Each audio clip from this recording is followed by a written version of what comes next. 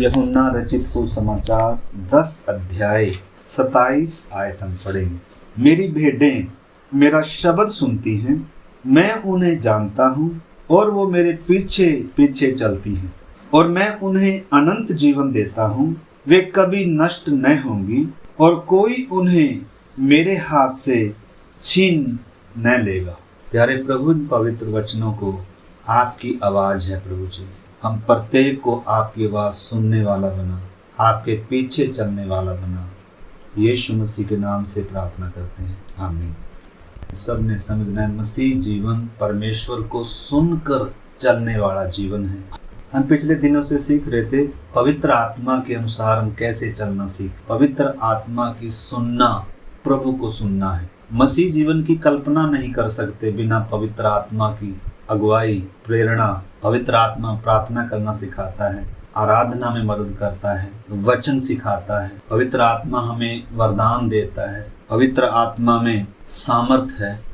पवित्र आत्मा में आग है जो हमें शुद्ध करती है। तो पवित्र आत्मा का बहुत अहम रोल है एक मसीह के जीवन में। सबसे पहले हमने शुरू में देखा था बेडोल, अंधकार, उजाड़, सुनसान के ऊपर पवित्र आत्मा कैसे मंडलाता है। सबसे पहले नया जन्म में एक व्यक्ति के जीवन में पवित्र आत्मा का बहुत बड़ा काम है। बिना पवित्र आत्मा के कोई भी अपने गुनाहों को पहचान ही नहीं सकता, यीशु को प्रभु कर कर जान ही नहीं सकता, स्वीकार ही नहीं कर सकता।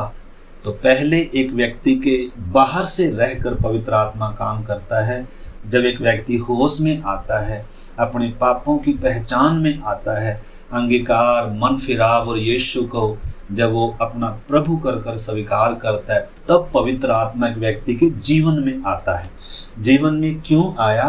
ताकि उसको प्रार्थना करना सिखाए, आराधना करना सिखाए, हर सत्य में चलाए। उसका अच्छा सलाहकार है, अच्छा मददगार है, काउंसलिंग करता है, वचनों को खोल कर सिखाता है। हम नहीं जानते प्रार्थना कैसे करनी है। रोमी 8:26 में लिखा है, पवित्र आत्मा आप ही आहें भर भर कर जो बयान से बाहर है हमारी मदद करता है। तो बिना पवित्र आत्मा की मदद के एक व्यक्ति की आत्मिक उन्नति नहीं हो सकती। बिना पवित्र आत्मा के कलीसिया की स्थापना नहीं हो सकती। यीशु ने कहा था, जब पवित्र आत्मा तुम पर आएगा तुम क्या पाओगे? सामर्थ पाओगे। पवित्र आत्मा में सामर्थ भी है, अधिकार भी है, जय भी है, और तब तुम मेरे गवाह होगे पृथ्वी की छोर तक। तो पवित्र आत्मा ही व्यक्ति को नया जन्म देता है। पवित्र आत्मा ही कलीसिया का निर्माण करता है।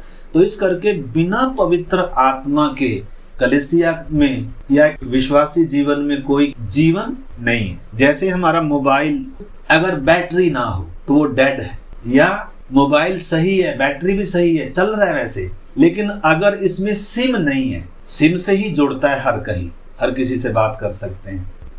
ऐसे ही मतलब हर एक विश्वासी के अंदर जिसने अपने पापी होने का एहसास किया है, यीशु को अपना प्रभु और उद्धारकर्ता करके स्वीकार किया है, प्रभु के पीछे चलने का जिसने दिल से क्या किया है, निर्णय लिया है, उसके अंदर पवित्र आत्मा आकर वास कर रहा है। तो प्रभु कहता है, मेरी भेड़ें मेरा शब्द सुनती हैं और मेरे पीछे चलती हैं। तो पवित्र आत्मा की सुनना, रोमियो 8 अध्याय में परमेश्वर का दास पौलुस क्या कहता है?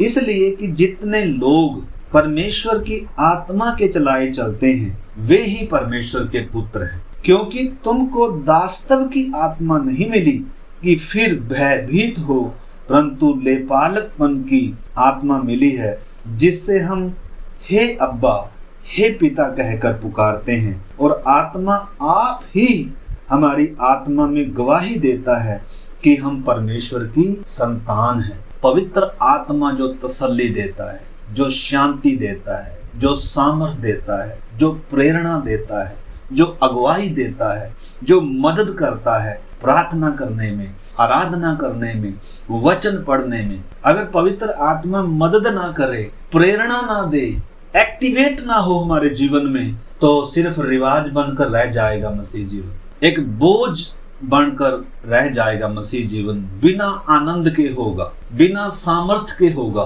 बिना जय के जीवन होगा। इस करके हमारे जीवन का सबसे महत्वपूर्ण विषय है ये कि हमने पवित्र आत्मा की प्रेरणा को पहचानना, मदद लेना। बिना पवित्र आत्मा के मसीह जीवन की कल्पना नहीं कर सकते, जय के जीवन की कल्पना नहीं कर सकते। तो हम शुरू से देखते आ रहे हैं, पुराने समय में मिलाप का तंबू था। जब परमेश्वर के दास मूसा ने नमूने के अनुसार मिलाप का तंबू बनाया तो वो बादल उसमें भर गया, परमेश्वर की उपस्थिति उसमें भर गया। उसी प्रकार हम एक विश्वासी भी, कलीसिया भी परमेश्वर का मंदिर है, परमेश्वर की उपस्थिति से भरा हुआ है। इसलिए लिखा है, क्या तुम नहीं जानते तुम्हारी देह पवित्र आत्मा का मंदिर है। जिनके अंदर अभी तक पवित्र आत्मा नहीं आया वो है जिन्होंने अभी तक यीशु को अपना प्रभु स्वीकार नहीं किया, उद्धारकर्ता करके स्वीकार नहीं किया। परंतु जिन्होंने स्वीकार किया उनके अंदर पवित्र आत्मा आकर वास कर रहा है, बैठा हुआ है। लेकिन अगर वो एक्टिवेट नहीं होगा, अगर वो प्रेरणा नहीं दे रहा है, क्योंकि पवित्र आत्मा को हम अपने कामों से, बातों से, व्यवहारों से, चाल चलन से हम दुखी भी कर सकते हैं, शोकित भी कर सकते हैं, चुप भी करा सकते हैं। जैसे मान लो किसी को, मेहमान को बुला लिया घर में, लेकिन एक कोने में लाकर बिठा दिया, उससे कोई बात नहीं कर रहे, कभी उसके संपर्क में नहीं है, कभी उसकी सुन नहीं रहे, कह नहीं रहे, बात नहीं कर रहे, तो कैसा लगेगा। इसलिए ताड़ना के तौर पर पौलुस कह रहा है, क्या तुम नहीं जानते तुम्हारी देह पवित्र आत्मा का मंदिर है, परमेश्वर का आत्मा तुम्हें वास कर रहा है। तो मिलाप के तंबू के अलावा हम देख रहे थे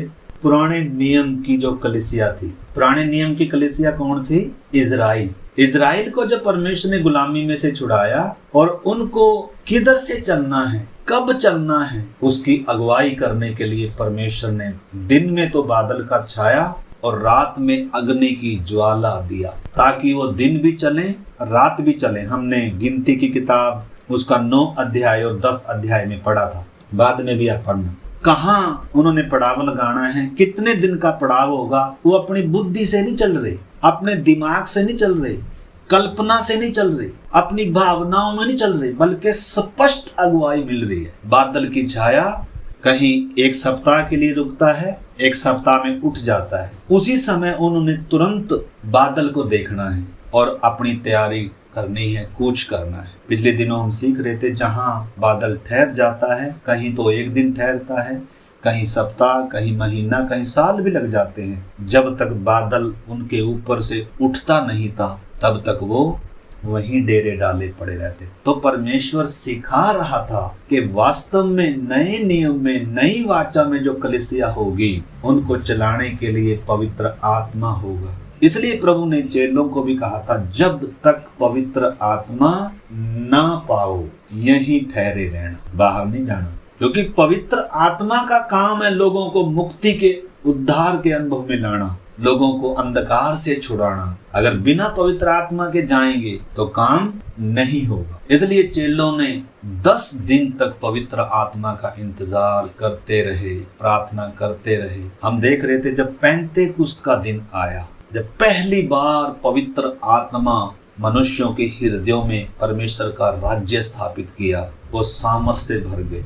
डरे हुए चेले, अनपढ़ लोग, ज्यादा पढ़े लिखे भी नहीं थे, यीशु का इनकार किए हुए लोग, मुट्ठी भर लोग, 120 लोग थे, और उनसे कलीसिया बढ़ती गई। उसी दिन, पेंतेकुस्त के दिन, 3000 लोगों ने मन फिराकर बपतिस्मा लेकर उन लोगों में जुड़ गए। ऐसे जुड़ती गई। तो सबसे पहले कलीसिया यहूदियों में स्थापित हुई और फिर अन्य जातियों तक और पृथ्वी की छोर तक बढ़ती चली गई, और आज पूरे विश्व भर में कलीसिया है। निर्माता कौन है? पवित्र आत्मा। पवित्र आत्मा प्रेरणा देता है, सामर्थ देता है, अगुवाई देता है। तो इस करके हमें पवित्र आत्मा के साथ इन दिनों गहरी दोस्ती बनानी है, अगुवाई पानी है, उससे प्रार्थना करनी है। पवित्र आत्मा तेरे बिना मैं कुछ नहीं, मेरी अगुवाई कर, मेरी मदद कर। गिनती की किताब 9 अध्याय और 10 अध्याय भी हमने पढ़ा था। चांदी की 2 तुरियां, वो हम देख रहे थे, वो वचन को बताते हैं। तो बादल पवित्र आत्मा की छाया है, और वो जो चांदी की तुरियां हैं वो परमेश्वर के वचन को बताता है। तो परमेश्वर अपने लोगों की, उस समय की कलीसिया की अगुवाई कैसे कर रहा है? परमेश्वर ने अपने दास दिए हैं। पवित्र आत्मा तो और भी धीमे से बात करता है, और उनसे करता है जो आज्ञा मानते हैं। जो वचन को आदर देते हैं, जो सेवकों को भी क्या करते हैं। ऐसा नहीं मैं सेवकों को तो सुन नहीं रहा, तो हमने समझना मेरे प्यारे भाई बहनों, सेवक हैं, उसके अलावा परमेश्वर का पवित्र वचन है और पवित्र आत्मा है। इन तीनों को हमने समझना है। अगर हम इनको इग्नोर कर रहे हैं, अपने जीवन में अनसुना कर रहे हैं, अनदेखा कर रहे हैं, ऊंचा सुनने लगे हैं, या कोई बात नहीं वो तो बोलते रहते हैं, हमें जैसे मानना वैसे करेंगे, तो पवित्र आत्मा दुखी हो जाएगा, शोकित हो जाएगा और हमारे अंदर आराम से बैठ जाएगा। पवित्र आत्मा कायल नहीं करेगा, पवित्र आत्मा हमारी मदद नहीं करेगा, क्योंकि हम बातों को समझ नहीं रहे हैं। तो इस करके मेरे प्यारे भाई बहनों, हम सब ने जिस झुंड में परमेश्वर ने हमें रखा है, झुंड में सेवकों को भी रखा है, बिना सेवक के झुंड नहीं है। तो इस करके हम सब ने पहचानना है, अन्यथा तो हम अपने समय को बर्बाद करेंगे, अपने जीवन को खराब करेंगे। इब्रानियों की पत्री पर निकालेंगे 5 अध्याय 11। इसके विषय में हमें बहुत सी बातें कहनी है, जिनका समझाना भी कठिन है, इसलिए कि तुम ऊंचा सुनने लगे हो। मतलब सुना तो है, उस पर कोई अमल नहीं किया। जो सुनकर अनसुना करता है, उसका क्या इलाज करें? उसका तो कोई इलाज नहीं है। तो इस करके मेरे प्यारे भाई बहनों, अपनी कमजोरी को पहचानना है, अपनी गलतियों को पहचानना है। मसीह जीवन में आगे बढ़ने में क्या रुकावट है? मेरी अनाज्ञाकारिता, मेरी लापरवाही।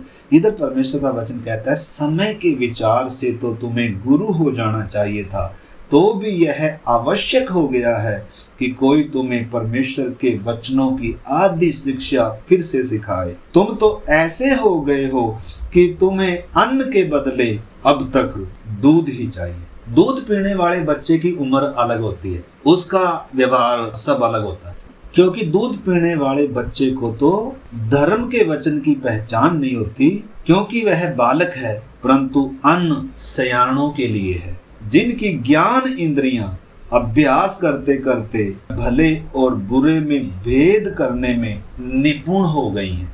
बचपने से, बालकपन से हमने ऊपर उठना है, हमने विषयों को समझना है, बातों को समझना है। यीशु मसीह बालकों के लिए नहीं आ रहा, यीशु मसीह को दुल्हन चाहिए जो जिम्मेदार है। दूल्हा कभी भी किसी बच्ची को लेकर नहीं जाता, दुल्हन को लेकर जाता है। हम रिबेका के जीवन से देखते हैं, एस्तेर के जीवन से देखते हैं, बहुत सारे चरित्र हैं बाइबल में जो छाया है कलीसिया की, उनके गुण हम देखते हैं। कई बार हम उनको पढ़ चुके हैं, समझ चुके हैं। रिबेका को एलियाजर कौन है? अब्राहम का दास है, इसहाक की पत्नी लेने के लिए गया है। उसी प्रकार पवित्र आत्मा इस समय यीशु की दुल्हन को लेने के लिए आया हुआ है, तैयार करके लेकर जाना। बादलों तक पवित्र आत्मा लेकर जाएगा। आगे हमारा इसहाक बादलों पर मिलेगा। यीशु मसीह धरती पर नहीं आएगा, बल्कि बादलों पर आएगा। जैसे एलियाजर रिबेका को इसहाक के तंबू तक लेकर गए, आगे उससे उसकी भेंट कराई और इसहाक फिर उसको अपने तंबू में ले गए। तो एलियाजर अब्राहम का दास भी है, इसहाक की होने वाली पत्नी दास के पीछे पीछे जा रही है, दास की आज्ञा मान रही है। दास ने कहा मुझे पानी पिला, और उसने ये चिन्ह मांगा था परमेश्वर से, जिस लड़की को मैं कहूंगा, यानी कि जो लड़की चुनी हुई पात्र होगी, जो अब्राहम के पुत्र इसहाक की होने वाली दुल्हन होगी, उसकी कुछ क्वालिटी होगी। क्या क्वालिटी होगी? मैं तो उससे सिर्फ पानी मांगूंगा, वो खुद कहेगी कि तू भी पी ले, और तेरे बाद तेरे ऊंटों को भी मैं तब तक पानी भर भर कर पिलाऊंगी जब तक वो छक ना जाए, रज ना जाए। और ऐसा ही हुआ। चुने हुओं की कुछ खूबी होती है, हमने इस बात को समझना मेरे प्यारे भाई बहन। बार बार बोलना नहीं पड़ता। अब्राहम के दास ने उसको कुछ सोना चांदी दिखाकर लालच नहीं दिया कि तू अब्राहम के पुत्र की पत्नी हो जा, तुझे आशीष मिलेगी, बरकत मिलेगी, उसके पास सोना है, चांदी है, देखना। उसने बाद में जब उसने आज्ञा मानी, जब उसने पानी पिलाया, जब उसने बुलाहट को कन्फर्म किया, तब एलियाजर ने उसको क्या डाला? वो गहने डाले। गहने वास्तव में आत्मिक वरदानों को दर्शाते हैं। एलियाजर किसकी भी छाया है? पवित्र आत्मा की छाया है। तो बिना पवित्र आत्मा के मसीह जीवन या कलीसिया की कोई तैयारी नहीं होगी। तो इस करके मेरे प्यारे भाई बहनों, हमें इन्हीं दिनों आज्ञा मानने वाला बनना है। दूसरी बार बोलने का मौका ना हो। इसलिए वचन में लिखा है, यदि आज तुम उसकी आवाज सुनो। किसकी? पवित्र आत्मा की आवाज सुनो। तो अपने मन को क्या ना कर लो, कठोर ना कर लो। बिना पवित्र आत्मा के हम सूख जाएंगे। पवित्र आत्मा बल देता है, सामर्थ देता है, आनंद देता है। पवित्र आत्मा मदद करता है, अगुवाई करता है। प्रकाशित वाक्य में 7 कलीसियाओं को संदेश देते समय कहा गया है, जिसके कान हो वो सुन ले कि पवित्र आत्मा कलीसिया से क्या कहता है। यानी कि पवित्र आत्मा कहता है कुछ, बोलता है कुछ, हमारी अगुवाई करने के लिए आया है, हमारा अच्छा सलाहकार है, मददगार है, काउंसलिंग देने वाला है। जब हमें बातें समझ में नहीं आ रही हो, उस समय हमें घुटनों के ऊपर बैठकर प्रभु से अगुवाई मांगनी चाहिए, पूछना चाहिए, पवित्र आत्मा में क्या कर। जब तक हम मांगेंगे नहीं, जब तक हम खटखटाएंगे नहीं, जब तक हम प्यासे नहीं होंगे, यीशु कह रहा है सब प्यासे लोगों मेरे पास आओ। तो मतलब हमारे अंदर पवित्र आत्मा की भरपूरी की प्यास होनी चाहिए, पवित्र आत्मा की प्रेरणा, पवित्र आत्मा का प्रकाशन, पवित्र आत्मा की अगुवाई पाने की, उसके अनुसार चलने की हमारे अंदर भूख होनी चाहिए, प्यास होनी चाहिए। क्योंकि वचन में लिखा है, जितने लोग परमेश्वर की आत्मा के चलाए चलते हैं वे ही परमेश्वर के पुत्र हैं। तो हमारे कान होने चाहिए, हमें ऊंचा नहीं सुनना, हमें सुनकर अनसुना नहीं करना, बल्कि हमें सेवक क्या कह रहे हैं, हमें वचन क्या कह रहा है, हमें पवित्र आत्मा क्या कह रहा है, हमें संवेदनशील होना चाहिए। अगर हम सुनकर अनसुना करने वाले हैं, अगर हम आज्ञा नहीं मानने वाले हैं, तो मेरे प्यारे भाई बहनों, हमें वो अगुवाई नहीं मिलेगी। हमारे जीवन में परमेश्वर का काम कभी पूरा नहीं होगा। हम कभी भी मसीह की ढील डोलता परिपक्वता तक, कभी भी उस स्वभाव तक कभी नहीं बढ़ेंगे। इस करके कलीसियाओं को संदेश देते समय पवित्र आत्मा कार्यरत है। इसलिए लिखा, जिसके कान हो सुन ले कि पवित्र आत्मा कलीसियाओं से क्या कहता है। इब्रानियों की पत्री 3 अध्याय 7 आयत। अतः जैसा पवित्र आत्मा कहता है, यदि आज तुम उसका शब्द सुनो तो अपने मन को कठोर ना करो। पवित्र आत्मा बात करता है, यीशु अपनी भेड़ों को आवाज देता है और उसकी भेड़ें उसकी आवाज सुनकर चलती हैं। हम देख रहे थे, इजरायली तब अपना छावनी उठाते थे, तब अपना वो तंबू उखेड़ कर उस बादल के पीछे पीछे चलते थे जब बादल उनके ऊपर से उठ जाता था। नहीं तो वो इंतजार करते थे, धीरज से अगुवाई पाते थे। प्रभु, हम अपनी कल्पना से नहीं चलेंगे, अपनी बुद्धि से नहीं चलेंगे, अपनी भावना से नहीं चलेंगे। तूने प्रभु हमें अगुवाई करना है, तू हमारे आगे चल प्रभु, हमें मालूम नहीं कहाँ जाना है। तो पवित्र आत्मा या बादल की छाया उनको एक एक पड़ाव पर लेकर जा रही है। मूसा भी उनके आगे है और बादल की छाया भी है, और सब ने उस चांदी की तुरी की आवाज को सुनना था। आपको मालूम है, जब यीशु मसीह आएगा तुरी फूंकी जाएगी। मतलब तुरी जो सुनेंगे, जिनके कानों में तुरी की आवाज आएगी वो जाएंगे। यीशु मसीह के गुप्त आगमन में भी तुरी बजाई जाएगी, लेकिन वो तुरी सिर्फ कलीसिया सुनेगी, या जो रैप्चर में जाएंगे सिर्फ वो ही सुनेंगे, वो सबको नहीं सुनाई जाएगी। लेकिन जब यीशु बादलों पर सबके देखते देखते कलीसिया के साथ आएगा, उस समय भी नरसिंगे फूके जाएंगे, तुरियां फूकी जाएंगी। जितने भी पृथ्वी पर जन होंगे वो सबके लिए होगी, सबको सुनाई जाएगी। मसीह का राज्य आ गया तो उस तुरी की आवाज स्पष्ट होती है। तो उसका भी एक अलग भेद है, हम कभी फिर उसमें जाएंगे। चांदी की 2 तुरी, चांदी ही क्यों, 2 ही क्यों? चांदी शुद्धता को दर्शाता है, चांदी छुटकारे को दर्शाता है, ठीक है ना। तो हमारे उद्धार की छाया है। और 2 क्यों? पुराना नियम और नया नियम। तो जब भी इजरायलियों की छावनी उठनी है वो तब चलेंगे। पहली बात बादल, दूसरी बात तुरही वचन को भी दर्शाती है। तो हमें वचन को भी और पवित्र आत्मा की अगुवाई को भी, इन दोनों को हमने मानना है। और इसके अलावा परमेश्वर ने सेवक दिए, हमें इसके लिए समर्पण करना है। मेरे प्यारे भाई बहन, छोटी सी घटना है। 2 राजा 4 अध्याय। भविष्यद्वक्ताओं के चेलों की पत्नियों में से एक स्त्री ने एलिशा की दुहाई देकर कहा, तेरा दास मेरा पति मर गया है और तू जानता है कि वह यहोवा का भय मानने वाला था, पर जिसका वह कर्जदार था वह आया है कि मेरे दोनों पुत्रों को अपने दास बनाने के लिए ले जाए।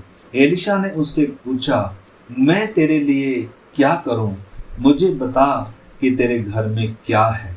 उसने कहा, तेरी दासी के घर में 1 हांडी तेल को छोड़ और कुछ नहीं। तेल पवित्र आत्मा को भी दर्शाता है। तो जिसके पास पवित्र आत्मा रूपी तेल है वो कर्जदार नहीं रह सकता, वो कमजोर नहीं रह सकता। परंतु उसका उपयोग करना कैसे है? उसने कहा, तू बाहर जाकर अपनी सब पड़ोसनों से खाली बर्तन मांग ले और थोड़े बर्तन न लाना। फिर तू अपने बेटों समेत अपने घर में जा और द्वार बंद करके उन सब बर्तनों में तेल उंडेल देना और जो भर जाए उन्हें अलग रखना। तो एलिशा ने क्या कहा? एलिशा ने कोई पैसे नहीं बांटे। एलिशा ने क्या कहा? तेरे घर में क्या है? उसने कहा, तेल की हांडी के अलावा और कुछ नहीं है। पहला ये काफी है। अब क्या कर? अपने घर में जा और फिर द्वार बंद कर। फिर तो अपने बेटों समेत अपने घर में जा और द्वार बंद करके उन सब बर्तनों में तेल उंडेल देना और जो भर जाए उन्हें अलग रखना। तब वह उसके पास से चली गई और अपने बेटों समेत अपने घर में जाकर द्वार बंद किया। तब उसके पास बर्तन लाते गए और वे उंडेलती। देखो, सबसे पहली बात तो आज्ञाकारी। जब बर्तन भर गए तब उसने अपने बेटे से कहा, मेरे पास एक और भी ले आ। उसने उससे कहा, अब और बर्तन तो नहीं रहा। तब तेल रुक गया। मतलब इस बात को समझना हमने, तेल है तो सब समाधान है। तेल पवित्र आत्मा की छाया है और तेल हर घर में है, हर जीवन में, हर विश्वासी के पास पवित्र आत्मा है। जिसके पास पवित्र आत्मा उसके पास समाधान है। परमेश्वर पवित्र आत्मा के पास सामर्थ्य है, ज्ञान है, बुद्धि है, बल है, ताकत है, छुटकारा है। बिना पवित्र आत्मा के कंगालपन है, सूखापन है। इस करके एलिशा ने, परमेश्वर के दास ने कहा, तो अपने घर में जाकर द्वार बंद। हम सब ने भी अकेले में जाकर द्वार बंद करना है और परमेश्वर से क्या करना है। तेल कब रुक गया? जब बर्तन नहीं रहे। जिसे पता चलता है बर्तनों की कमी है, तेल की कमी नहीं है, खाली बर्तन नहीं है। तो इसलिए हमें हर दिन परमेश्वर के चरणों में प्रार्थना करना है, एकांत में प्रार्थना करना है। प्रभु, मैं तेरे पास, मेरी सहायता कर, मुझसे बात कर। आज से ही हम निर्णय ले मेरे प्यारे भाई बहन। पवित्र आत्मा को अगर हमने अपने जीवन में अभी तक इग्नोर किया है, अनदेखा किया है, अनसुना किया है, आइए एक समर्पण करें, आइए हम प्रार्थना करें। पवित्र आत्मा मुझे क्षमा कर, मैंने आपको इग्नोर किया। सब कोई प्रार्थना, रात में अकेले में समय निकाल कर प्रभु के साथ समय बिताएं। पवित्र आत्मा मेरी मदद कर, मुझे बलवंत कर, आज्ञाकारी बना, मेरे अंदर मसीह का मन आए प्रभु जी। हालेलुया। पवित्र आत्मा क्रूस के पास लाता है, मसीह को प्रकट करके देता है, वचनों को खोल कर देता है। प्रार्थना कैसे करना है, किन विषयों के लिए करना है, पवित्र आत्मा हमारी निर्बलताओं में हमारी मदद करता है। आइए एक संकल्प करें, आज ही रात थोड़ी देर हम पवित्र आत्मा से वार्तालाप करें, बैठें और हर दिन के लिए आदत बनाएं। हमारे महान प्रभु जी, हम आपको धन्यवाद करते हैं, आपने हर विश्वास करने वाले को पवित्र आत्मा दिया है। प्यारे प्रभु, हम पवित्र आत्मा की प्रेरणा, पवित्र आत्मा की सहायता, अगुवाई, प्रभु उसमें चलना सीखे। आप हमारी सहायता करें। हर दिन हम पवित्र आत्मा के साथ अपने संबंध को गहरा करें, अगुवाई पाएं। अपनी बुद्धि से नहीं, अपनी भावनाओं में न चलें, अपनी कल्पनाओं में न चलें प्रभु जी। पवित्र आत्मा की स्पष्ट अगुवाई पाएं। वचन हमारे पाँव का दीपक और मार्ग का उजियाला बने प्रभु जी। हम भटक न जाएं खुदा, हम सब पर आप ऐसा अनुग्रह और दया कर आपके हाथ में सौंपते हैं। इन वचनों को और भी मनन करने में हम सबको, छोटे बच्चे हों, बड़े हों, बुजुर्ग, नौजवान, हमारे भाई बहनों, पवित्र आत्मा आप हमारे टीचर हैं, मददगार हैं, कलीसिया के फाउंडर हैं, हर एक को कायल करते हैं। हम सब के जीवनों में आप काम करें, आपके हाथ में सौंपते हैं। धन्यवाद के साथ प्रार्थना को हमारे उद्धारकर्ता प्रभु यीशु मसीह के नाम से हम पिता परमेश्वर आपसे मांगते हैं, आमीन।